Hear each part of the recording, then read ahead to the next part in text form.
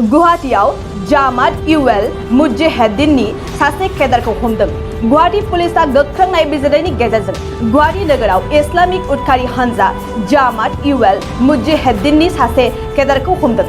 हमजानाय जामात इउएल मुजाहिद्दीननि केदारखौ इनामुल हक होननानै मिथिहोनाय जादों आरो इनामुल हकआ दिसपुरनि गंसे गेस्ट हाउसआव सासे सामलायगिरि हिसाबै हाबा मावोमोन।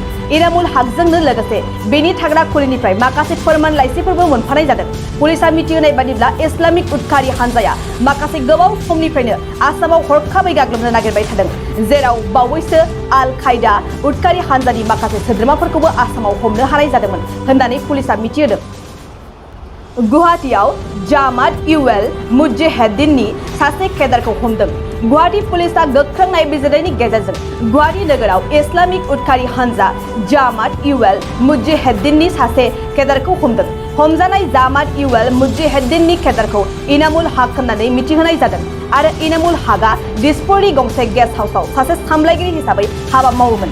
इनामुल हकजोंनो लोगोसे बेनि थाग्रा खुलिनिफ्राय माखासे फोरमान लाइसिफोरबो मोनफानाय जादों।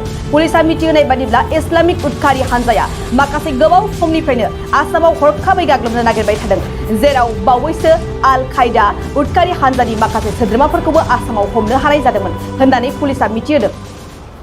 मोनसे फोसावथाय खैराबारि उपेन्द्र नेशनेल एकाडेमि फरायसालियाव देग्लायनिफ्राय 10 थाखोनि मुं थिसननाया सोलिगासिनो।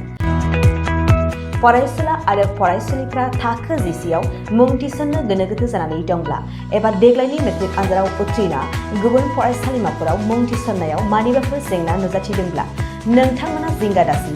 खैराबारि उपेन्द्र नेशनेल एकाडेमि फरायसालिया नोंथांमोननो थाखो 10नि सोलोंथाइ लानो खाबु होदों आरो बे फरायसालियाव दा मुं थिसननाया सोलिगासिनो दं। बे फरायसालिया उदालगुरि जिल्लायाव दं।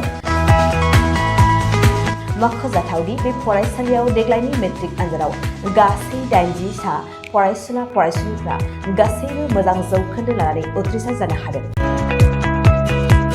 बे फरायसालियाव थानो थाखाय हस्टेलनिबो सुबिदा मोननो हागोन। गोबां मिन्थिनो थाखाय 6003576723 8486610047 आरो 9101511040 जानबुं अनजिमायाव जगाजग खालामनो हागोन।